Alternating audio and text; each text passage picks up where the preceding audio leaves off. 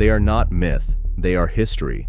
The oldest written records on Earth describe them clearly, not as spirits, but as administrators, engineers, creators. And according to texts thousands of years old, they promise to return. Now ask yourself, what if the Pentagon's biggest secret isn't about a new threat, but a very, very old one? Long before modern governments, satellites, or classified briefings, there existed a civilization that left behind a mystery still debated today. In the dry plains between the Tigris and Euphrates rivers, a people emerged who called their land Kiangir, what we now refer to as Sumer. They did not describe their gods as distant spirits or abstract forces of nature. They described them as beings who came from the sky, ruled the earth, engineered humanity, and one day would return. These beings were known as the Anunnaki. The story begins not with conspiracy, but with clay. Thousands of clay tablets, pressed with wedge-shaped symbols called cuneiform, were buried beneath Mesopotamian cities for millennia. When modern archaeologists unearthed them in the 19th century, they expected myths similar to Greek legends or symbolic religious poetry. Instead, they found administrative records, star charts, engineering descriptions, genealogies of gods, and creation stories written with startling specificity. The Anunnaki were not described metaphorically. They were named, ranked, assigned duties, and given physical characteristics. They governed, they fought wars, they punished rebellion, they ruled humanity openly. According to the tablets, the Anunnaki were not native to Earth. They descended from the heavens, from a realm called Nibiru, often translated as the crossing or the place of transition. Nibiru was described as a celestial body with a long orbital period, sometimes associated with catastrophic cycles, global upheavals, and divine judgment. Whether Nibiru was symbolic, misunderstood astronomy, or something else entirely remains contested. But to the Sumerians, it was real enough to define their calendar, their rituals, and their fear. At the center of the Anunnaki hierarchy stood Anu, the supreme authority, ruler of the heavens. Beneath him were Enlil and Enki, half-brothers locked in a struggle that would define humanity's fate. Enlil, lord of the air and command, believed humans were a mistake, too noisy, too rebellious, too uncontrollable. Enki, lord of wisdom, water, and creation, took the opposite view. He saw humanity as a necessary experiment, one worth preserving even if it meant defying divine authority. This conflict is not presented as symbolic morality. It is written as political struggle. The tablets describe a time before humans existed, when the Anunnaki themselves labored on Earth. They mined resources, managed the land, and maintained infrastructure. Over time, lower-ranking Anunnaki rebelled against forced labor. The solution was radical: create a new worker species. According to the texts, Enki and a mother goddess named Ninhursag combined the essence of the gods with that of an existing hominid creature. The result was Lulu Amalu, the first human. Humanity, in this telling, was not created to be worshippers. They were created to serve. This is where the story becomes deeply uncomfortable for modern readers. Humans were designed, modified, and optimized. Early versions were unstable. Some could not reproduce. Others lacked intelligence. The tablets describe trial and error, failed models, and eventual success. To ancient scribes, this was not blasphemy. It was history. Humanity was a product, and the Anunnaki were engineers. Over time, humans multiplied beyond expectations. They built cities, formed cultures, and gained autonomy. The gods began to lose direct control.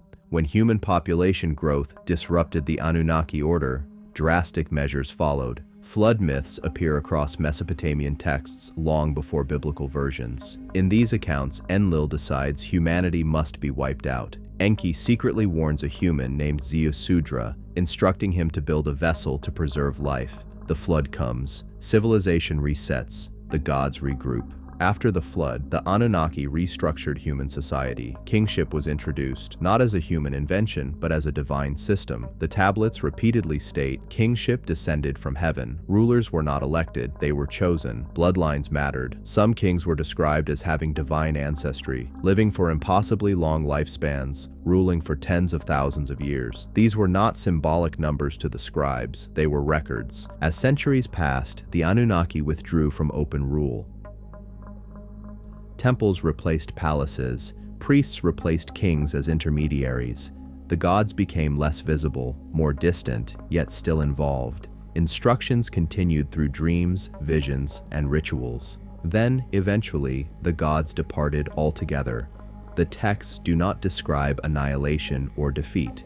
They describe departure, a leaving, a promise of return. This is the part modern researchers struggle with most. Why would a civilization invent gods who leave? Most religions emphasize eternal presence. The Anunnaki narratives do the opposite. They leave unfinished business. They argue among themselves. They impose laws to be enforced in their absence. They warn of future reckoning. The Sumerians believed history was cyclical, not linear. The gods had come before. They would come again. Fast forward thousands of years. Sumer disappears. Akkadians, Babylonians, Assyrians inherit the same gods under different names. The stories persist. Enlil becomes El, Anu becomes An, Enki becomes Ea.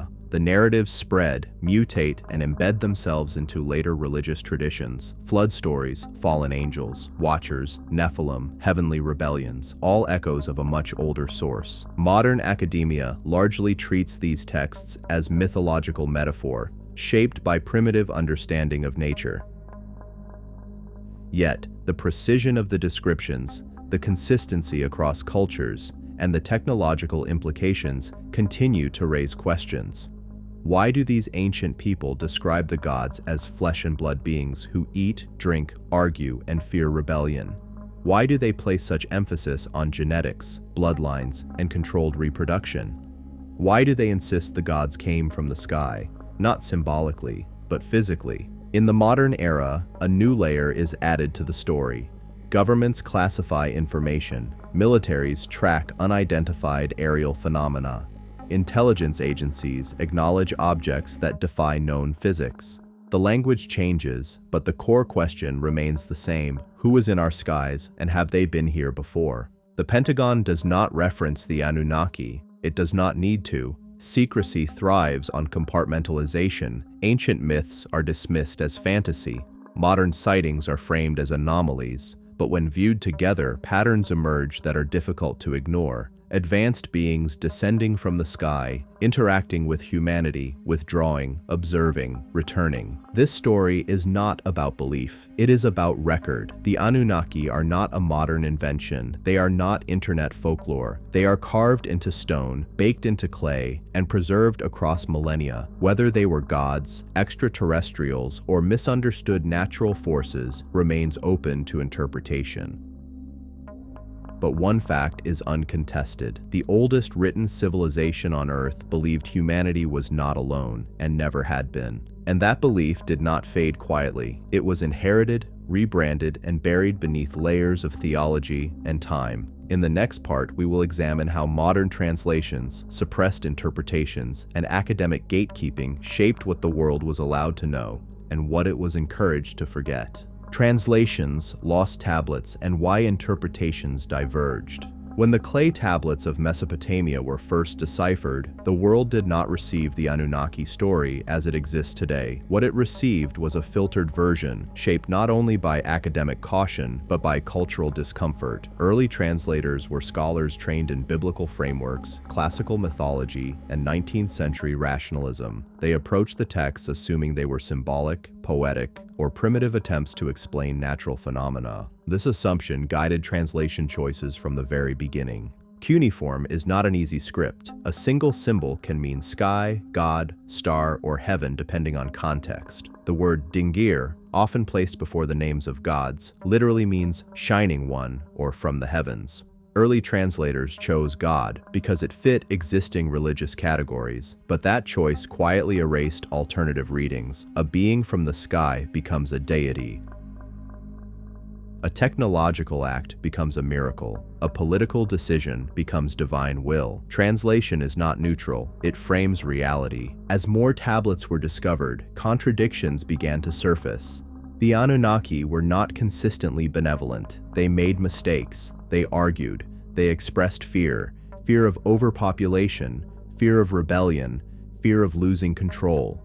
These were not traits typically assigned to omnipotent gods. Some scholars attempted to resolve this by suggesting the texts were compiled from multiple traditions. Others argued they were allegories for natural forces like storms, floods, or seasonal cycles. But the problem remained: the texts were far too detailed for pure metaphor. Descriptions of the creation of humans include procedural steps, material components, and repeated experimentation. One tablet describes the mixing of clay with the essence of a god. Another references a purification ritual involving blood. To modern readers, this sounds eerily like genetic manipulation, but to early translators, it was ritual symbolism. The possibility that ancient people could be describing something literal was dismissed as anachronistic. In the 20th century, a different kind of interpreter emerged. Independent researchers, not bound by academic institutions, began to retranslate the tablets without theological constraints. Some of these interpretations were flawed, speculative, or exaggerated.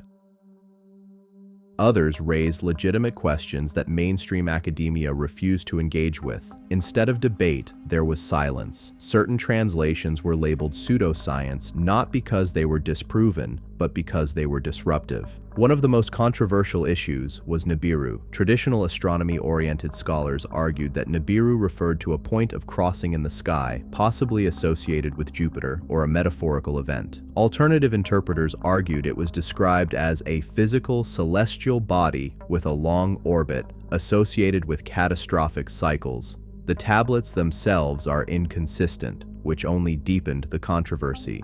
Rather than explore the ambiguity, many institutions chose to minimize the discussion entirely. This pattern repeats across Anunnaki-related material.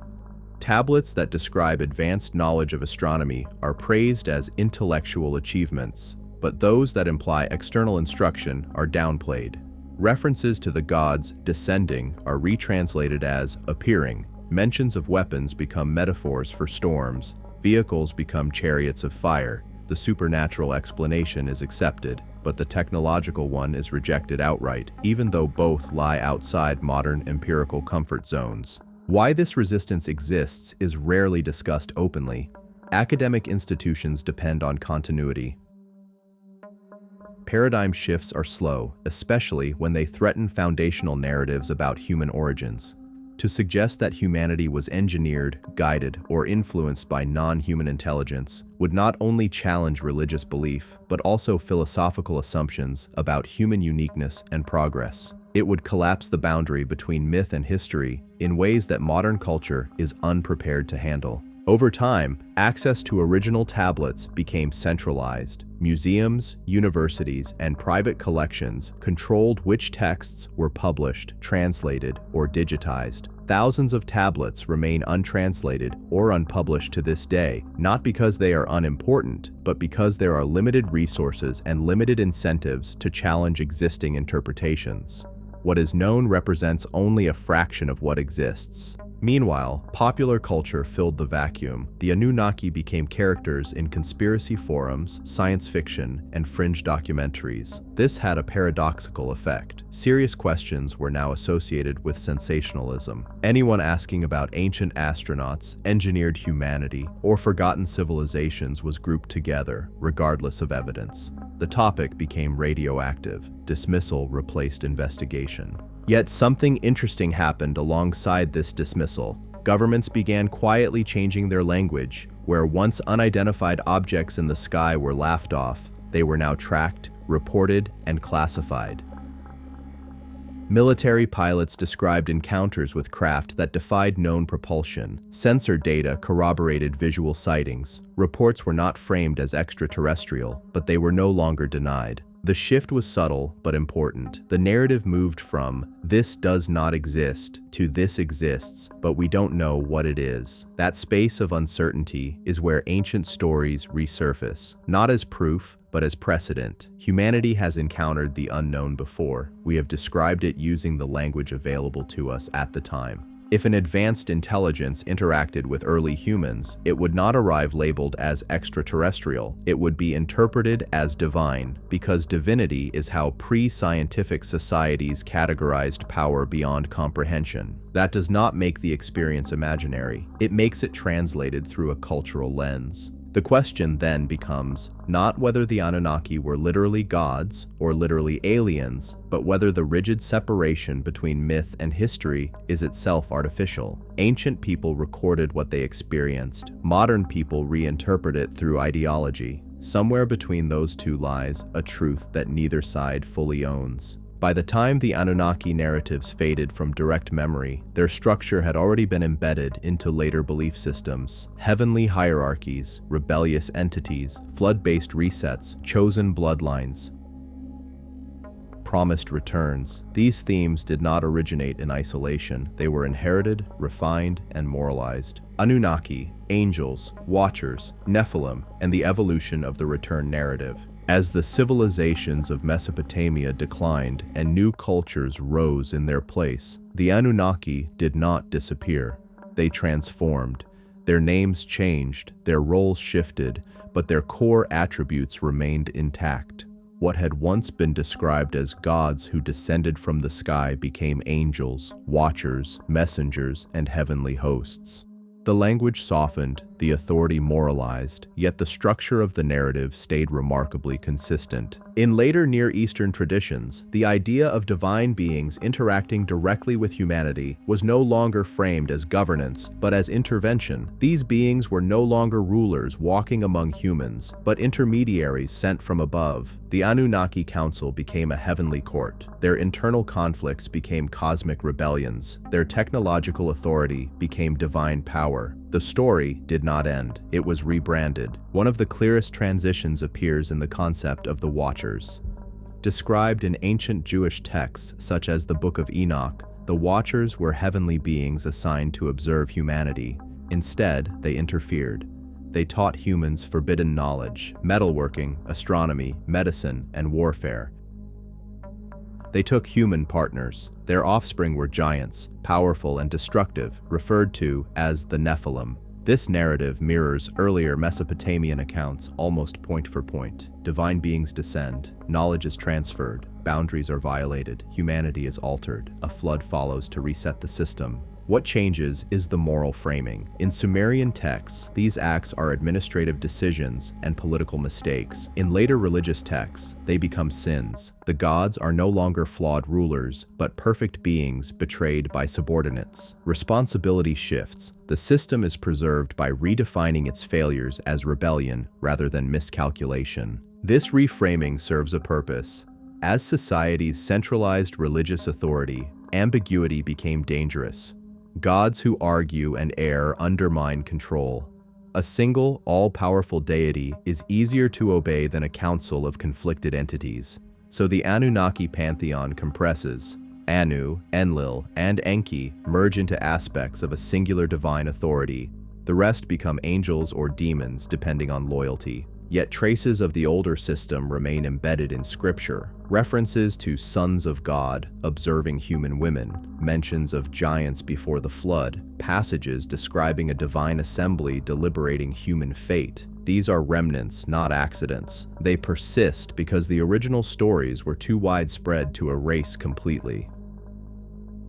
The idea of a return also survives. In Mesopotamian tradition, the Anunnaki would return to restore order after cycles of chaos. In later religious frameworks, this becomes Judgment Day, the Second Coming, the End Times. The language changes, but the expectation remains. Those who once ruled will come back, and humanity will be judged by how it has managed the world in their absence. This expectation shapes behavior. It encourages obedience, preparation, and fear. It also normalizes surveillance. If divine beings are always watching, monitoring humanity's progress, then authority is justified. In this sense, the Anunnaki narrative evolves from a historical account into a psychological framework for control. As centuries pass, the beings themselves become less physical and more abstract. Early texts describe them eating, drinking, and requiring shelter. Later texts describe them as beings of light. This abstraction coincides with humanity's increasing distance from whatever original experience inspired the stories. Memory fades, interpretation replaces observation. Still, some details refuse to disappear. The repeated emphasis on knowledge transfer stands out. Humanity is consistently portrayed as receiving sudden advances rather than gradual discovery. Agriculture, writing, law, mathematics, astronomy, all appear rapidly in the archaeological record. Mainstream explanations attribute this to human ingenuity and cumulative progress. Alternative interpretations ask why so many cultures independently describe being taught by beings from the sky. The answer depends on worldview. If humanity is assumed to be alone, then myths must be symbolic. If humanity is not alone, then myths become testimony. Neither position can be conclusively proven, but both shape how evidence is interpreted. The debate is not about data alone, it is about assumptions. By the time modern science emerges, the ancient gods have been fully internalized as religion. Their physical presence is no longer expected. Their return is postponed to an undefined future. Meanwhile, technological progress accelerates. Humanity begins to do what the gods once did: manipulate genetics, observe the planet from above, reshape ecosystems, and weaponize knowledge. In a strange reversal, humans begin to resemble the beings they once worshipped. This convergence raises an unsettling possibility. If an advanced intelligence once guided or monitored humanity, perhaps withdrawal was intentional. Perhaps humanity was meant to develop independently until it reached a certain threshold. The stories of return may not be warnings of punishment, but checkpoints, moments when observation resumes. UFOs, UAPs, military encounters, and the modern return of the sky beings. In the modern era, the language changes, but the phenomenon does not. Where ancient people spoke of gods descending from the heavens, modern institutions speak of unidentified aerial phenomena. Where scribes carved accounts into clay, today's records are sensor logs, radar data, pilot testimony, and classified reports. The setting is different. The tension is the same. For decades, sightings of unknown objects in the sky were publicly dismissed as misidentifications, hoaxes, or psychological anomalies. Pilots were discouraged from reporting encounters. Radar operators were told to ignore unexplained tracks. The subject became synonymous with ridicule. That ridicule served a function. It discouraged inquiry without requiring explanation. Behind closed doors, the attitude was different. Militaries do not ignore unknown objects that enter controlled airspace, outperform known aircraft, and demonstrate capabilities beyond existing technology. These objects were tracked, patterns were logged, incidents were quietly analyzed. The question was never whether something was there. The question was what it was and who controlled it. In recent years, that silence began to crack. Official statements acknowledged encounters with craft that could accelerate instantly, hover without visible propulsion, and move seamlessly between air and water. These were not single eyewitness accounts. They were corroborated by multiple sensor systems operating simultaneously: infrared, radar, visual confirmation. The data did not align with known human technology. The careful phrasing matters. Officials avoided words like extraterrestrial or non-human. Instead, they emphasized uncertainty, unknown origin, unidentified, not ours, not theirs. That ambiguity creates a narrow corridor where acknowledgement exists without implication. It allows the phenomenon to be real while its meaning remains undefined. This corridor is familiar. Ancient texts did something similar. They recorded encounters without explaining ultimate origins. The Anunnaki were said to come from the sky, but their nature was not philosophically dissected. They were described by what they did, not what they were. Modern institutions are doing the same. One recurring detail across modern encounters is behavior. The objects do not communicate openly. They do not attack. They do not land publicly. They observe. They maneuver around military assets. They appear near nuclear facilities, carrier strike groups, and restricted airspace. This is not random behavior. It suggests interest, monitoring, and assessment rather than invasion. This pattern mirrors ancient narratives more closely than modern science fiction. The Anunnaki were not conquerors arriving to seize a planet. They were managers, overseers, engineers. Their interest in humanity was practical, not theatrical. They intervened when systems broke down. They withdrew when stability was restored. Another unsettling parallel is restraint, advanced capability without overt domination, the ability to control without announcing presence. This is the hallmark of a civilization that does not need permission. It also aligns with the logic of long-term observation rather than short-term conquest. The question then becomes why disclosure is happening now. Why acknowledge these encounters after decades of denial? One explanation is inevitability. Sensor technology has advanced to the point where secrecy is no longer sustainable. Commercial pilots, satellites, and civilian radar systems now capture what was once limited to military equipment. Suppression becomes impractical when data is distributed. Another explanation is psychological preparation. The public narrative has shifted slowly, carefully, from ridicule to curiosity to acceptance of uncertainty. At no point has panic been encouraged. Instead, the message is controlled ambiguity. Something is there, we are investigating, there is no immediate threat. Ancient societies also framed divine presence this way. Fear existed, but it was managed. Rituals, laws, and hierarchies provided structure. Today's equivalent is bureaucracy, committees, and classified briefings. The form changes, the function remains. Some researchers argue that modern encounters are unrelated to ancient myths, that drawing parallels is pattern-seeking behavior. That may be true, but the parallels persist even when resisted. Advanced beings, sky origin, non-hostile observation, periodic intervention, withdrawal, anticipated return. These elements appear across time, culture, and technology. The most controversial suggestion is continuity. Not that the same beings described in ancient texts are piloting modern craft, but that humanity may be dealing with a long-term presence that predates recorded history. If so, the Anunnaki narrative is not prophecy or fantasy, it is memory. This raises a more disturbing possibility. What if humanity has never been alone, but has always been part of a managed system? What if progress is not purely organic, but periodically guided, corrected, or constrained? The idea is uncomfortable because it challenges autonomy. It suggests oversight. In ancient texts, the return of the gods was not optional. It was inevitable. Humanity's role was to maintain order until that return. Modern discourse avoids such framing, but the underlying tension is similar. Who controls the skies? Who sets the rules? And what happens when oversight resumes? Pentagon secrecy, classified programs, and why some truths stay buried. Secrecy is not an accident of modern governance. It is a system, refined over centuries, designed to manage information that could destabilize power structures.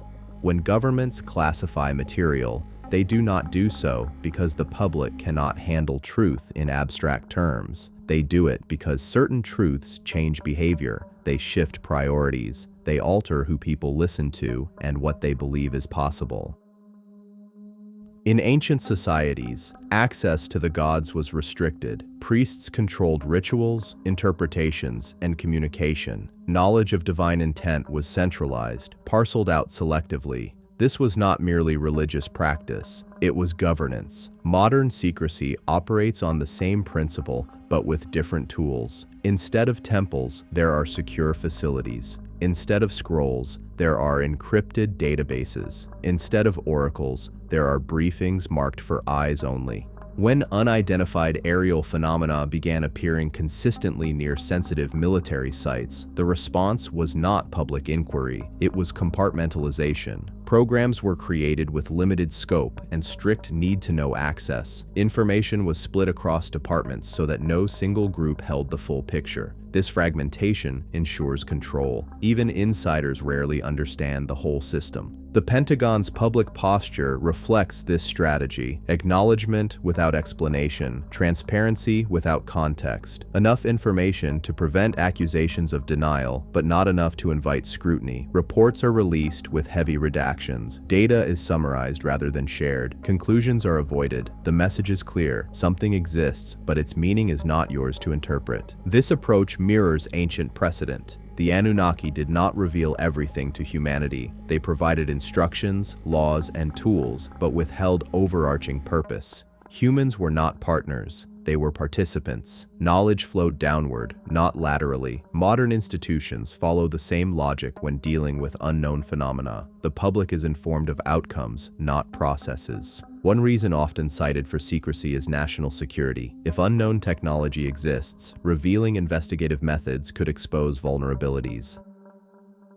That argument has merit, but it does not explain decades of ridicule, disinformation, and cultural suppression. Security does not require mockery, it requires silence. Ridicule serves a different function. It discourages curiosity. By framing the topic as absurd, institutions avoided the need for explanation. Serious people did not ask serious questions. Careers were protected by avoidance. The cost of inquiry became higher than the cost of ignorance. This cultural conditioning lasted long enough that when acknowledgement finally came, it felt anticlimactic rather than shocking. Another reason for secrecy is psychological stability. If humanity learned that it was not the dominant intelligence on the planet, foundational assumptions would be challenged. Economic systems, political authority, and even personal identity rely on the belief that humans are in control of their destiny. Oversight implies accountability to something beyond human institutions. Ancient societies understood this instinctively. The return of the gods was both feared and anticipated because it represented judgment, not moral judgment alone, but performance evaluation. Had humanity maintained order? Had resources been managed correctly? Had laws been followed? The gods did not ask for belief. They demanded results. Modern secrecy avoids framing the phenomenon in these terms, but the anxiety remains.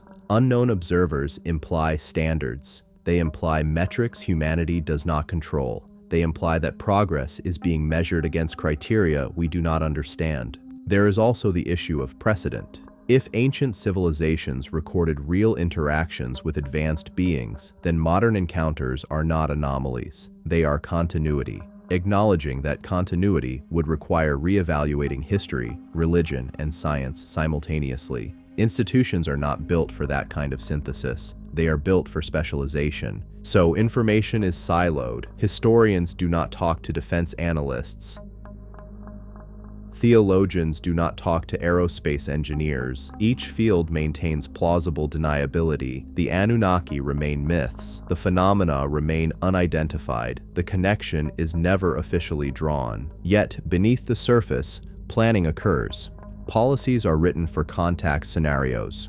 Risk assessments consider non-human intelligence as a category, even if the terminology avoids it. The possibility is taken seriously enough to warrant preparation, but not seriously enough to warrant public conversation. This is the modern equivalent of ancient omens and prophecies being reserved for elites. The difference is scale. Today's decisions affect billions. The stakes are higher, but the logic is unchanged. Control knowledge, manage expectation, delay confrontation with uncertainty, cycles, thresholds, and the meaning of a return. The idea of a return is rarely framed as a sudden arrival. In ancient texts, it is described as a phase, a transition, a crossing. The gods do not simply come back. Conditions align. Thresholds are reached. Systems destabilize. Humanity crosses from one stage of development into another, and oversight resumes. The return is less an event than a response. In Mesopotamian records, divine intervention follows imbalance. Overpopulation, ecological strain, social disorder, and uncontrolled knowledge trigger corrective action. Floods, plagues, and restructuring are not punishments in a moral sense. They are system resets. The gods act not out of anger, but out of necessity. The language is managerial, not emotional. If this framework is applied to the modern world, the parallels become difficult to ignore. Humanity has reached unprecedented scale. Population density, resource consumption, environmental degradation, and technological acceleration have converged within a single century. For the first time, humans possess the ability to alter the planet irreversibly. Nuclear weapons, genetic engineering, artificial intelligence, and global surveillance place humanity in a position once reserved for gods. Ancient texts repeatedly emphasize that certain knowledge was forbidden not because it was evil, but because humanity was not ready to wield it responsibly. The Watcher's narrative centers on premature instruction. Tools given too early destabilize societies. The consequence is not moral failure alone, but structural collapse. When viewed through this lens, the ancient fear of knowledge appears less mystical and more pragmatic. Modern discourse often assumes progress is linear and self-correcting. History suggests otherwise. Civilizations rise, overextend, fragment, and collapse. What changes is scale.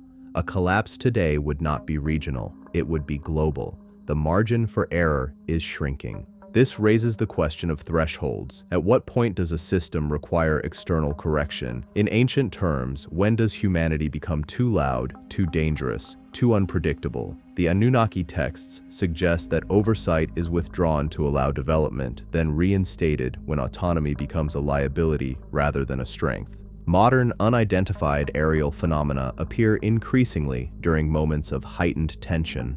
Nuclear tests, military escalations, technological breakthroughs. These correlations are documented, not anecdotal.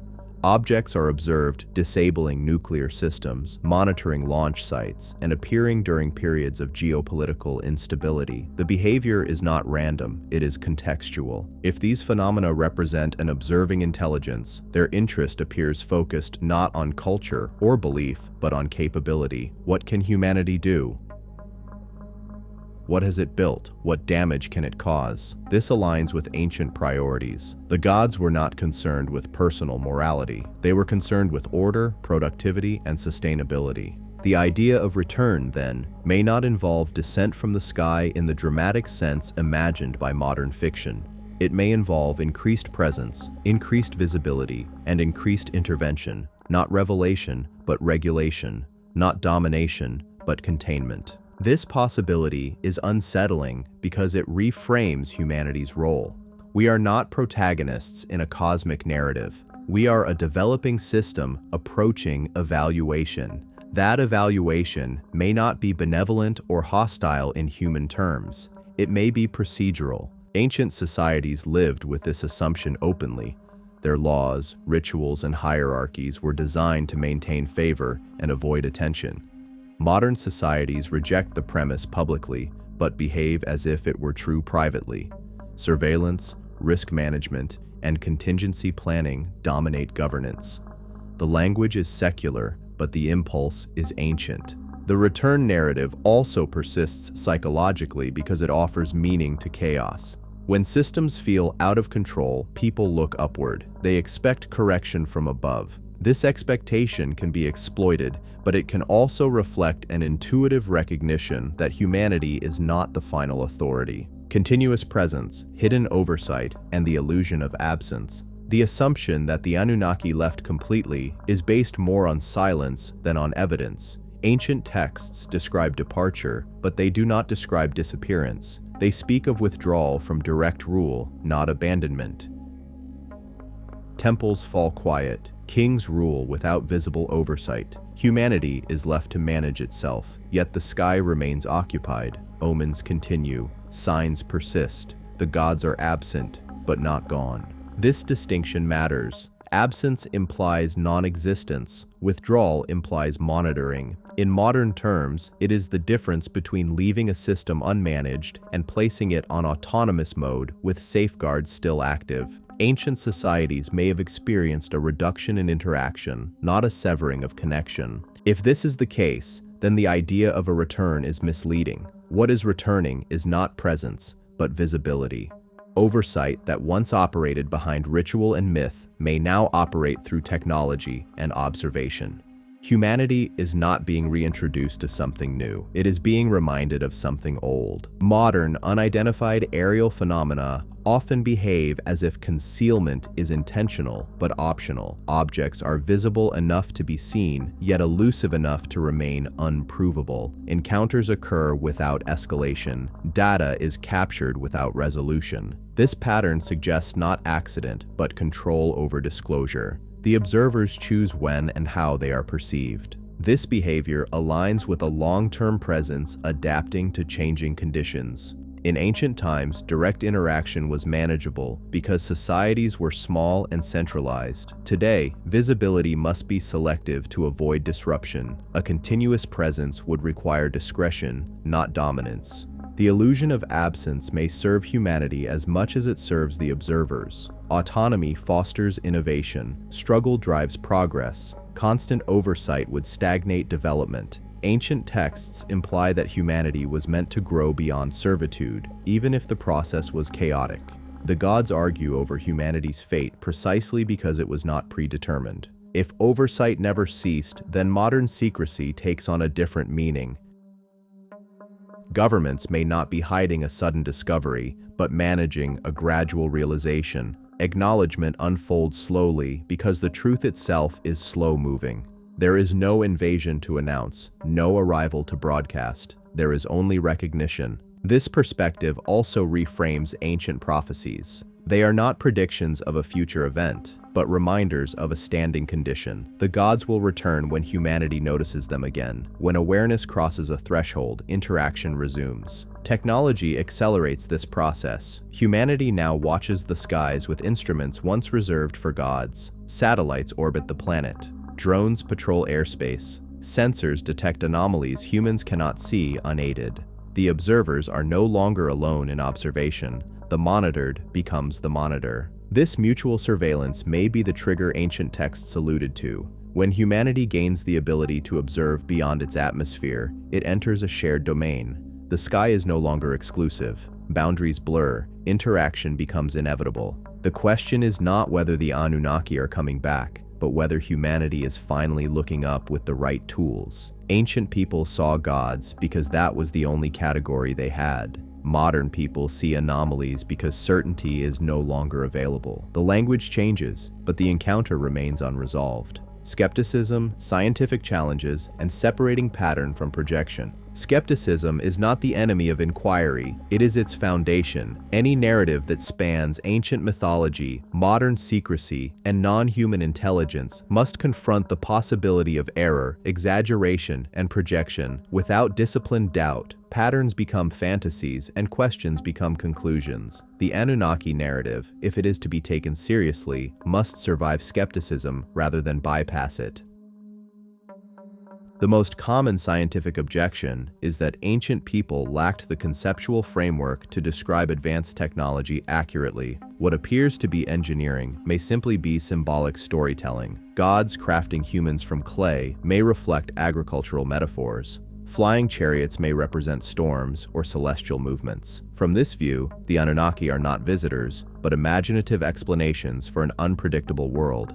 This objection has merit. Humans have always anthropomorphized natural forces. Lightning becomes a weapon, the sun becomes a god, floods become punishment. But the Anunnaki texts complicate this explanation by their specificity. They do not merely describe events. They assign roles, procedures, hierarchies, and timelines. They record administrative disputes and logistical challenges. These are unusual features for pure mythology. Another skeptical argument centers on cultural contamination. Similar stories across civilizations may result from shared ancestry, trade, or diffusion rather than independent observation. Ideas spread, symbols migrate. Flood myths appear worldwide because floods are common experiences. Sky gods are universal because the sky is dominant. From this angle, the Anunnaki are a cultural meme, not evidence of contact. Yet diffusion does not explain consistency across millennia. Names change, but functions remain. The same narrative architecture persists even as languages evolve and borders shift. The Watchers resemble the Anunnaki not because of coincidence, but because they occupy the same structural role in the story. They observe, intervene, overstep, and withdraw. That continuity suggests inheritance, not invention. Psychological explanations also play a role. Humans seek agency behind events. Unknown phenomena trigger pattern recognition. In times of uncertainty, people gravitate toward grand explanations. Ancient gods and modern conspiracies may fulfill the same emotional need to believe that chaos has intention. This critique becomes more relevant in the modern context. UFO narratives often attract individuals seeking meaning or control. The risk of confirmation bias is real. Data can be selectively interpreted to fit expectations. Skepticism demands caution here. Not every unexplained object is evidence of oversight. Not every ancient text is literal history. However, skepticism must also be applied evenly. Dismissing all anomalies as error or illusion is as unscientific as accepting all claims uncritically. The modern acknowledgement of unidentified aerial phenomena exists precisely because some data resists conventional explanation. Trained observers, advanced sensors, and corroborated reports challenge simple dismissal. Science operates on provisional models. When data does not fit existing models, the models must adapt or expand. The existence of unknown phenomena does not validate ancient myths, but it does reopen questions once considered closed. It creates space for re-evaluation rather than conclusion. The danger lies in conflation. Ancient texts should not be read as technical manuals. Modern sightings should not be retrofitted into mythology. The connection, if it exists, is conceptual rather than literal. The Anunnaki narrative may represent humanity's first attempt to describe an encounter it could not understand. Modern science represents a more precise attempt, still incomplete. Separating pattern from projection requires restraint. It requires holding multiple possibilities without collapsing them into certainty. The Anunnaki may have been symbolic representations of power. They may have been misinterpreted natural phenomena. Or they may reflect interaction with an intelligence outside human experience. Each possibility carries implications. None can be proven conclusively with current evidence. What can be established is this: ancient civilizations did not view themselves as alone. They recorded relationships with beings they believed were superior, external, and influential. Modern institutions now acknowledge phenomena that challenge assumptions about human exclusivity. These two facts coexist regardless of interpretation: identity, autonomy, and what oversight means for humanity. If humanity entertains even the possibility that it has been observed, guided, or constrained by a non-human intelligence, the consequences extend far beyond history or science. They reach into identity, autonomy, responsibility. The question is no longer who the Anunnaki were, but who we are in relation to them. Human identity has been built on a central assumption that we are the highest intelligence we know, the authors of our destiny, the ultimate decision makers on this planet. Even when religions place gods above humanity, those gods are framed as moral authorities rather than operational overseers. They judge behavior, not systems. The Anunnaki narrative disrupts this by suggesting a different hierarchy, one based on capability rather than morality. If humanity was created, modified, or influenced as part of a larger system, then progress is not purely self-generated. Innovation becomes collaboration across time. Autonomy becomes conditional. This does not diminish human achievement, but it reframes it. A system can be impressive even if it is not independent. This reframing is uncomfortable because it removes the illusion of isolation. It implies accountability beyond human institutions, not legal accountability, but systemic accountability. How we manage resources, how we treat each other, how we deploy technology. These are no longer internal matters alone. They become performance indicators. Ancient texts reflect this mindset clearly. Humanity's value was measured by stability, productivity, and order. Worship was secondary. Rituals mattered because they maintained alignment, not because the gods needed praise. Modern societies claim to reject this framework, yet operate within it unconsciously. Metrics dominate governance, efficiency, sustainability, risk mitigation. These are secularized versions of ancient divine expectations. The fear associated with the idea of return is often framed as punishment, but ancient narratives suggest something more neutral. Oversight resumes when systems destabilize. Correction is applied when thresholds are crossed. The goal is not destruction, but continuity. Humanity survives floods, resets, and collapses because survival is the objective. This interpretation challenges the popular image of hostile invaders or benevolent saviors. Oversight does not require affection or hostility, it requires standards. From this perspective, humanity's emotional response is irrelevant. What matters is outcome. Modern discourse struggles with this because it clashes with narratives of exceptionalism. Humans prefer to believe they are unique not just in intelligence but in authority. The idea that someone or something else might evaluate our decisions is deeply destabilizing. It shifts the locus of control. Yet this shift may be necessary. Humanity's technological reach now exceeds its ethical coordination. We can act globally, but we think locally. We innovate faster than we regulate. We alter ecosystems faster than we understand them. Ancient texts warn repeatedly about this imbalance. Knowledge without restraint leads to collapse, not because knowledge is evil, but because scale amplifies error.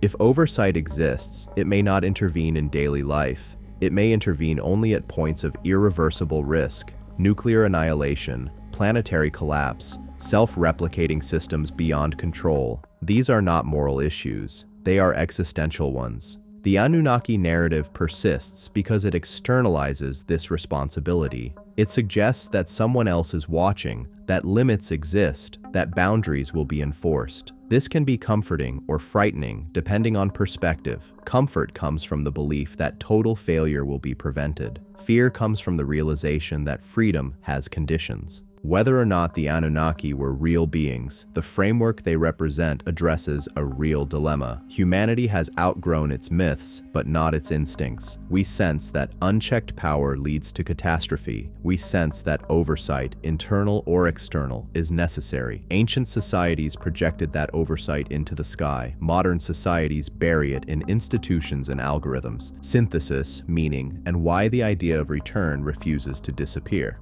The idea that the Anunnaki are coming back endures not because it is provable, but because it is functional. It survives across civilizations, religions, and technological eras because it answers a question humanity repeatedly asks when it reaches the edge of its own power. What happens when we go too far? Ancient people answered that question with gods. Modern people answer it with safeguards, treaties, and ethics committees. The form changes, but the anxiety remains. We sense that progress without restraint leads to collapse. We sense that intelligence without accountability becomes destructive. The Anunnaki narrative externalizes this intuition. It gives it shape, memory, and consequence. Whether the Anunnaki were literal beings, symbolic constructs, or misunderstood encounters, their story encodes a warning. It says that intelligence emerges within systems, not outside them.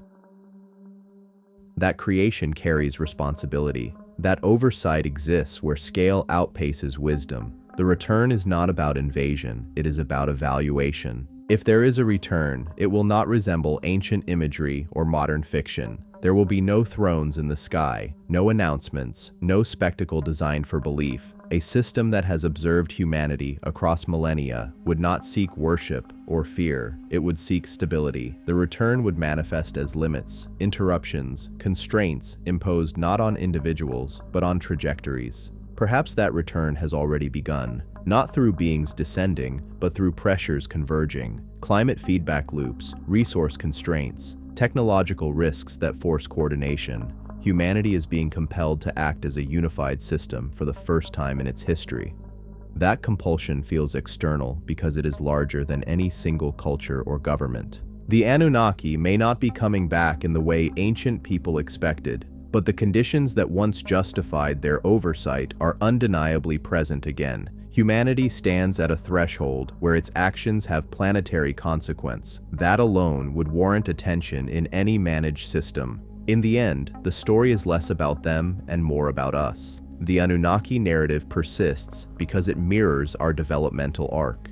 Childhood under guidance, adolescence in rebellion, adulthood under accountability. Whether that accountability comes from within humanity or beyond it is still unknown. What is clear is this: the sky has always been more than empty space to us.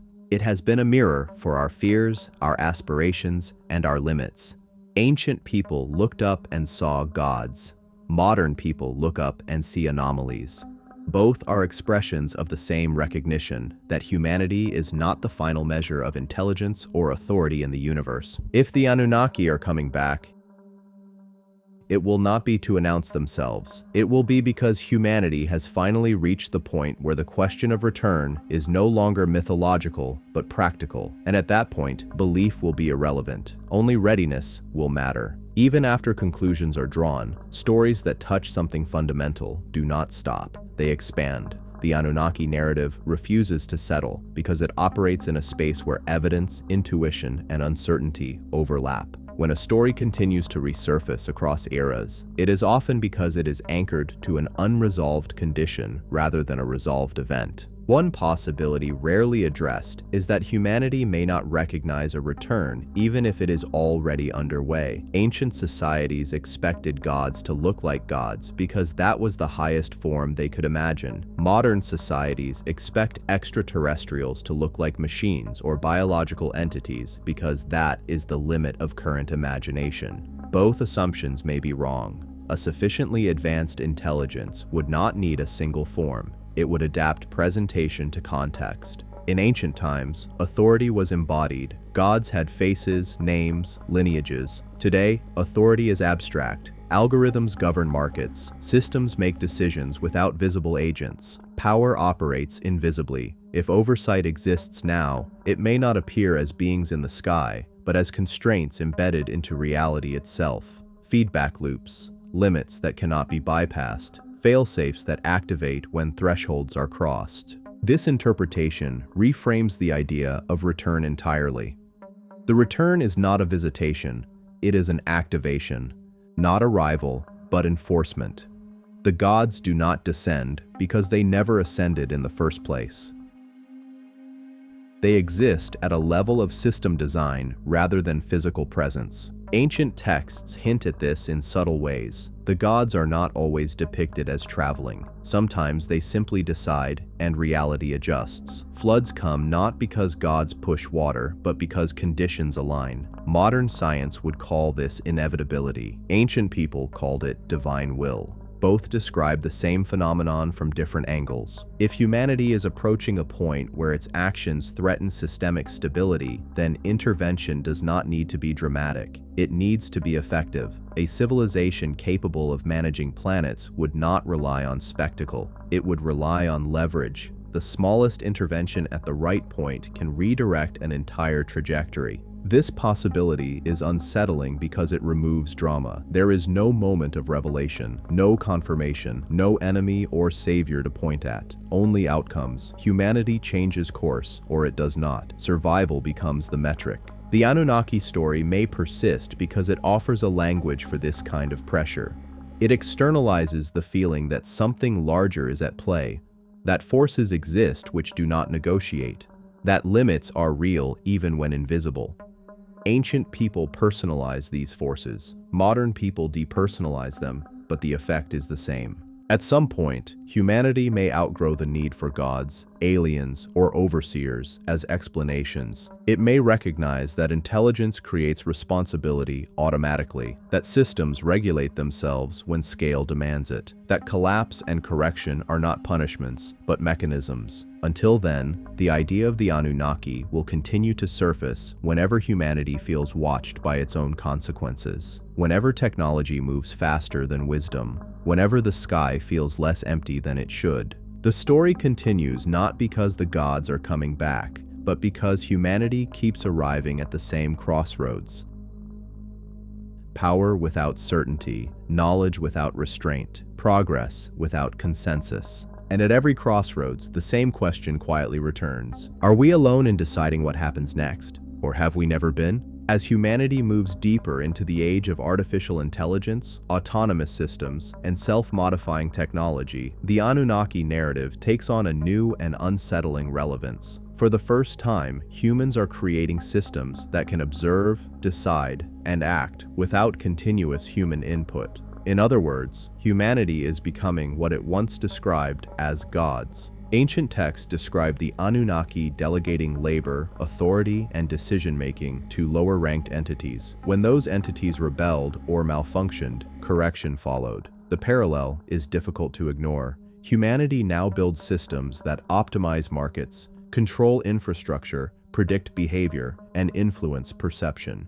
These systems are not evil, but they are powerful, and power without oversight behaves predictably. The fear surrounding artificial intelligence is not fear of machines. It is fear of losing authorship, of creating something that exceeds our ability to fully control or understand it. This fear mirrors ancient anxieties about knowledge given too early. The Watchers did not destroy humanity with weapons, they destabilized it with information.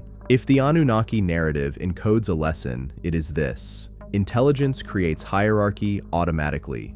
Not social hierarchy, but functional hierarchy. Systems that see more, calculate faster, and act wider become de facto overseers. The question is not whether such overseers will exist, but whether they will be aligned with the system they regulate. In ancient stories, alignment failed repeatedly. That is why floods happen. That is why resets occur, not because the system is cruel, but because misalignment compounds until correction is unavoidable. Modern civilization is now large enough that misalignment scales globally. A single error propagates instantly. This is where the idea of cosmic civilization enters the discussion. If intelligence is not unique to Earth, then oversight is not mythological but evolutionary. Advanced civilizations would face the same problem humanity now faces: how to prevent intelligence from destroying its own substrate. Any civilization that survives long enough to observe others must solve this problem. Oversight becomes a survival strategy, not an act of dominance. From this perspective, the Anunnaki are not gods or aliens. They are predecessors, civilizations that pass through the same threshold humanity is approaching and learned that unmanaged intelligence collapses. Their interest in humanity would not be curiosity, it would be pattern recognition. This reframes the universe as something closer to an ecosystem than a battlefield. Young civilizations emerge, most collapse, a few stabilize. Those that stabilize develop mechanisms to prevent catastrophic failure, both internally and eventually externally, not through conquest, but through constraint. Ancient humans experience these constraints as divine law. Modern humans experience them as physical limits, ecological boundaries, and systemic risk. The language changes, but the pressure is identical. The universe does not reward unchecked expansion. It rewards balance. If this is true, then the return of the Anunnaki is not a future event. It is a recurring condition. Whenever intelligence reaches a point where it can end itself, oversight, internal or external, becomes inevitable. The universe enforces maturity. The final discomfort in this idea is that it removes the fantasy of rescue. No one is coming to save humanity from itself. Oversight does not mean protection from consequences. It means consequences are managed to preserve continuity, not comfort. Ancient texts are clear about this. Survivors endure. Civilizations do not. Humanity may persist through resets, but its structures are temporary. Kingship ends, temples fall, technologies vanish. What remains is the species and the lesson. The Anunnaki narrative endures because it prepares the mind for this reality. It tells us that intelligence is not the end of evolution, but a test within it. That reaching the stars is not victory, but responsibility. That being watched is less frightening than being reckless. And so the story continues, not because the past is unresolved, but because the future is approaching faster than humanity's certainty can keep up. In the end, the Anunnaki do not matter as names, figures, or faces. What matters is the shape of the idea they carry through time. Every civilization that reaches a certain height begins to look backward and upward at the same moment. Backward to ask where it came from. upward to ask whether anyone is watching. The Sumerians carved their answer into clay. Later cultures rewrote it in scripture. Modern institutions encode it in data, policy, and silence. The language evolves, but the question does not. Are we alone in bearing the weight of what we are becoming, or are we part of a larger pattern that has repeated before? If the Anunnaki were gods, then humanity has always lived under judgment. If they were visitors, then humanity has always been observed. If they were symbolic, then humanity has always known, deep down, that power requires restraint, and that unchecked intelligence ends badly. In every version, the warning is the same. Perhaps the most unsettling truth is that no return needs to happen for the story to be relevant. Humanity has inherited the role once attributed to the gods. We create life in laboratories. We reshape the planet. We decide who thrives and who disappears. We watch ourselves through satellites and algorithms. We have become the beings our ancestors feared and revered. And like them, we struggle with restraint. The Anunnaki narrative endures because it externalizes responsibility at the moment responsibility becomes unbearable. It tells us that limits exist, even when we refuse to see them, that systems correct themselves when intelligence outruns wisdom, that survival is not guaranteed by advancement, but by balance. If there is an audience beyond humanity, it may not be waiting for belief or worship. It may be waiting for evidence of maturity, evidence that intelligence can exist without consuming its own foundation, evidence that power can be held without domination. And if there is no audience at all, if the sky is silent and the gods were only mirrors, then the responsibility is even heavier, because the judgment humanity fears would belong entirely to itself. Either way, the story does not end with the Anunnaki. It ends with a choice humanity must make every time it looks up at the night sky and realizes that the universe does not promise guidance, forgiveness, or rescue, only consequence. And that perhaps was the message all along. Thanks for watching, everyone. If you enjoyed this video, don't forget to like, subscribe, and hit that notification bell so you never miss an update. Drop a comment below with your thoughts. I love hearing from you. Check out more videos on the screen, and I'll see you in the next one. Take care.